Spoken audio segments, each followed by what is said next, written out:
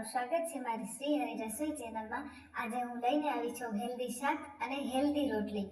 તો તમે જોઈ રહ્યા હશો કે આ બટેકા અને આ ડુંગળી અને આ ટમેટાની પ્યુરીમાં વળી હેલ્ધી શું છે ભાઈ। તો એમાં હું તમને બતાવું, આપણી હેલ્ધી છે આ પાલક। આપણા હેલ્ધી શાકને બનાવવા માટે મેં અહીંયા લઈ લીધા છે બાફેલા બટેકા, ટમેટાની પ્યુરી, પાલક, ઝીણી સુધારેલી ડુંગળી, આદુ મરચાં લસણની પેસ્ટ અને ઝીણું કાપેલું મરચું। તો અહીંયા આપણે આપણા હેલ્ધી શાકને બનાવવા માટે સૌપ્રથમ પેનમાં પાણી લઈ લઈશું। ત્યારબાદ આપણે પેનની અંદર પાલકને ઉમેરી દઈશું। અહીંયા આપણે પાલકને બાફવાની નથી, ખાલી ગરમ પાણી થાય અને પાલક નરમ પડી જાય ત્યાં સુધી ઉકાળશું। તમે જોઈ શકો છો આપણી પાલક સારી રીતે નરમ થઈ ગઈ છે। હવે આપણે એને ગરમ પાણીની અંદરથી બહાર નીકાળી લઈશું।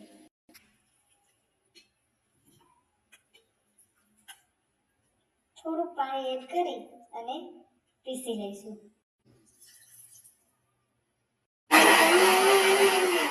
પાલકને મેં સારી રીતે પીસીને એક બાઉલમાં નીકાળી લીધી છે। હવે આ બટેકાના આપણે નાના નાના પીસ કરી લઈશું।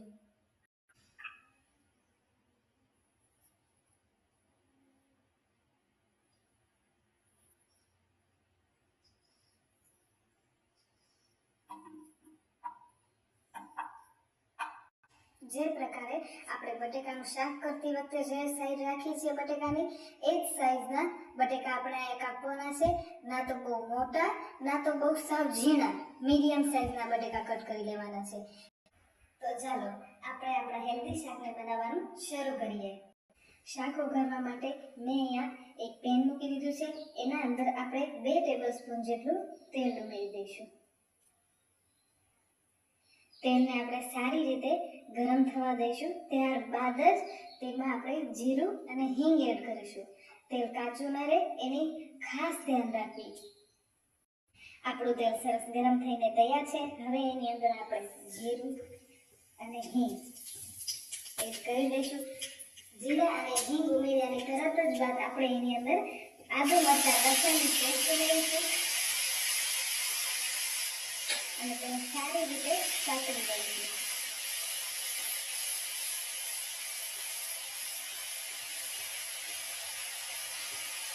આદુ મરચાં અને લસણની પેસ્ટ સારી રીતે સતળાઈ જાય ત્યારબાદ આપણે એની અંદર નાખીશું ડુંગળી।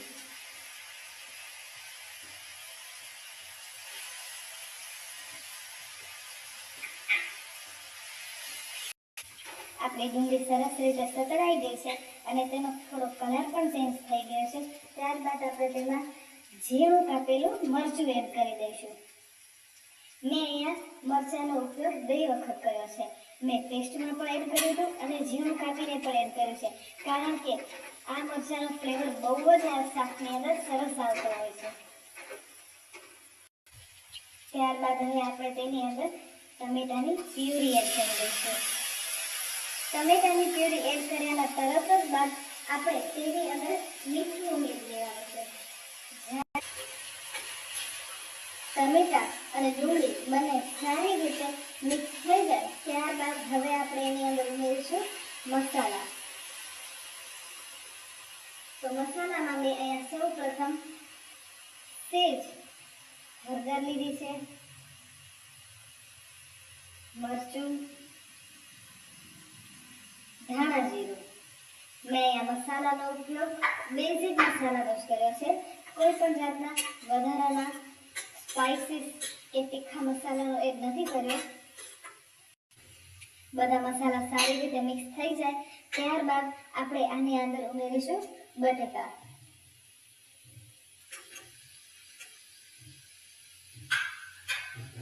બટેકાને ઉમેર્યા બાદ સારી રીતે આપણે આને મિક્સ કરી દઈશું।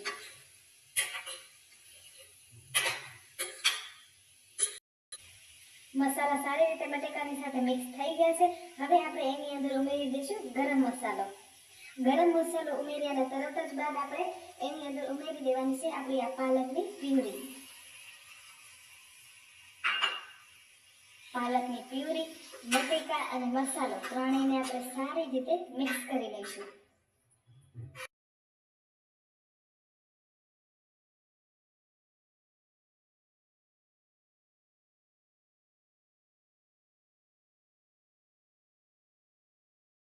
મને શાક થોડું ઘાટું લાગી રહ્યું હતું તો મેં એમાં થોડું પાણી એડ કર્યું છે. શાકને સારી રીતે મિક્સ કરી લઈશું.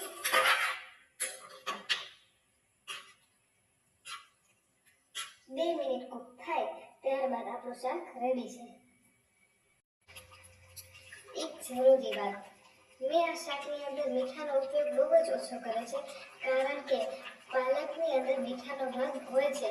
જો આપણે વધારાનું મીઠું એમાં એડ કરીએ તો શાક ઘણી બધી વખત ખારું થઈ જતું હોય છે. એટલા માટે મેં મીઠાનો ઉપયોગ ઓછો કર્યો છે. આપણે આપણા હેલ્ધી શાકની રેસીપી તો જોઈ, હવે આપણે આપણી હેલ્ધી રોટલીની રેસીપી જોઈશું. તો આપણે આપણી રોટલીને હેલ્ધી કઈ વસ્તુથી બનાવીશું તો એ છે બીટ. જી હા, બીટરૂટને મેં સારી રીતે મિક્સર ગ્રાઇન્ડમાં ગ્રાઇન્ડ કરી લીધું છે. એની ફાઇન એક પેસ્ટ તૈયાર કરી લીધી છે. તેનાથી હવે આપણે આપણો લોટ બાંધીશું.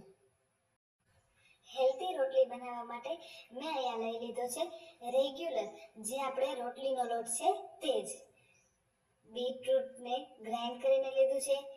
મોણ માટે તેલ અને સ્વાદ મુજબ મીઠું અને થોડુંક પાણી.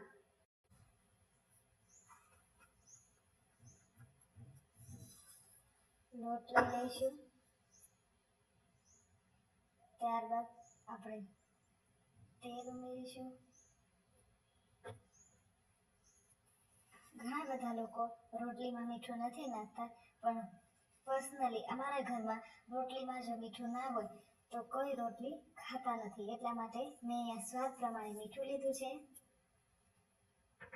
ત્યારબાદ હવે આપણે આપણી બીટની પેસ્ટને આના અંદર ઉમેરી દઈશું. બીટને પીસી અને ત્યારબાદ એને ગરણી વડે એ પેસ્ટને ગાળી લેવાની છે. જો એ પેસ્ટની અંદર થોડાક પણ બીટના બાઈટ રહી જશે તો આપણી રોટલી વણતી વખતે થોડીક પ્રોબ્લેમ પડશે અને આપણી રોટલી પણ સારી નહીં બને. બીટને લોટની સાથે સારી રીતે મિક્સ કરી લઈશું.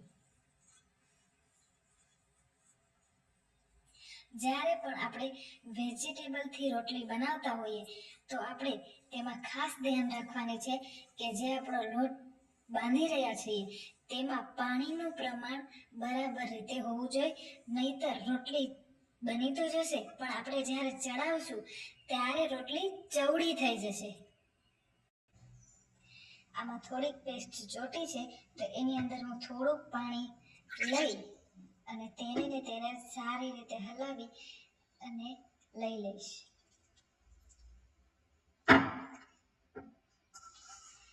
પાણીનું પ્રમાણ ઓછું રાખવું, કારણ કે આપણે બીટને પીસતી વખતે થોડુંક પાણી એડ કર્યું હોય અને બીજું બીટ ખુદ પણ થોડું એવું પાણી નીકાળે છે.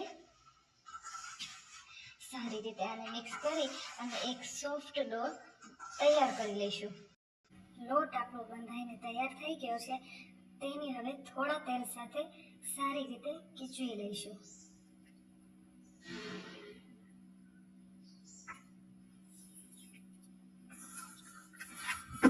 જેનાથી આપણો લોટ સારો સોફ્ટ થઈ જાય. આપણો લોટ બંધાઈને તૈયાર થઈ ગયો છે. હવે આ લોટને આપણે એક કપડાની વડે ઢાંકીને રાખી દઈશું. આ લોટને સુકાવા નથી દેવાનો. જો આ લોટ સુકાશે તો પણ આપણી રોટલી નહીં વણાય અને ફાટી જશે. ત્યારબાદ આપણે આપણા તૈયાર થયેલા લોટમાંથી એક સરખા નાના લુવાઓ તૈયાર કરીને રાખી દઈશું.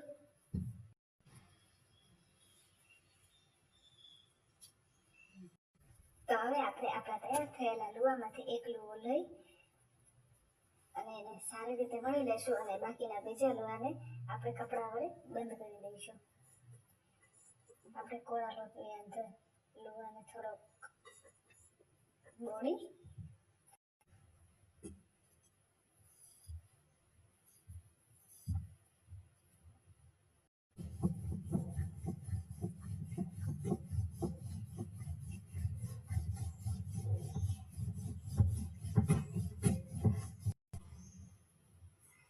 પ્રકારે જેવી રીતે આપણે દરરોજ રેગ્યુલરમાં રોટલી વણી છે તેવી જ રોટલી વણી અને તૈયાર કરવાની છે. તો આપણે એક એક કરતા બધી રોટલી વણી અને તૈયાર કરી લઈએ. આપણી રોટલી સારી રીતે વણાઈ જાય ત્યારબાદ આપણે તેને શેકવાની છે.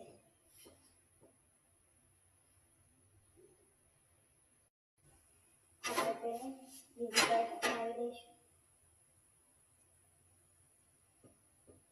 વેજીટેબલની રોટલી આપણે જ્યારે બનાવતા હોઈએ છીએ ત્યારે તેની અંદર કોઈ પણ પ્રકારનું તેલ, બટર કે ઘીનો ઉપયોગ નથી કરવાનો, કારણ કે વેજીટેબલ અને ઘઉં બંને ભેગા થાય છે અને તેના ઉપર આપણે ઘી અથવા તો તેલ કે કોઈનો પણ ઉપયોગ કરતા હોઈએ છીએ તો તે ખાવા માટે હેલ્ધી બિલકુલ પણ નથી હોતું. બંને તરફ આપણે સારી રીતે દબાવી અને ચડાવી લેવાની છે અને ખાસ ધ્યાન રાખવાનું છે કે ક્યાંયથી રોટલી આપણી કાચી ના રહે. તમે જોઈ શકો છો આપણી રોટલી શેકાઈ અને તૈયાર થઈ ગઈ છે.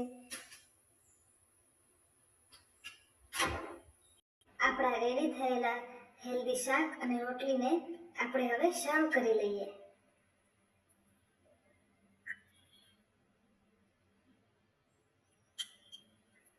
તમે જોઈ શકો છો આપણું હેલ્ધી શાક બનીને કેવું સરસ રેડી થઈ ગયું છે, હોટલથી પણ સરસ.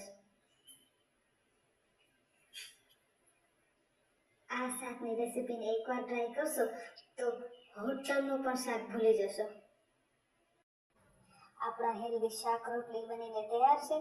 હવે આપણે એને સર્વિંગ પ્લેટમાં સર્વ કરી લઈશું.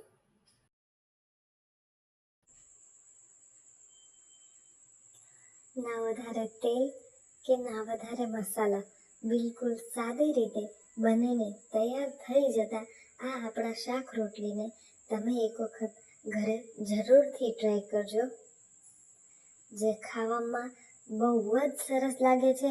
અને હા, રોટલીમાં બીટનો ટેસ્ટ પણ નથી આવતો. જે આપણે સાદી રોટલી ખાઈએ છીએ એવી જ ટેસ્ટમાં રોટલી લાગે છે. તો એક વખત બનાવીને જરૂરથી ટ્રાય કરજો. કેવી લાગી તમને આ હેલ્ધી શાકની રેસીપી? જો તમને પસંદ આવી હોય તો મારા ચેનલને લાઈક, શેર અને સબસ્ક્રાઇબ કરજો.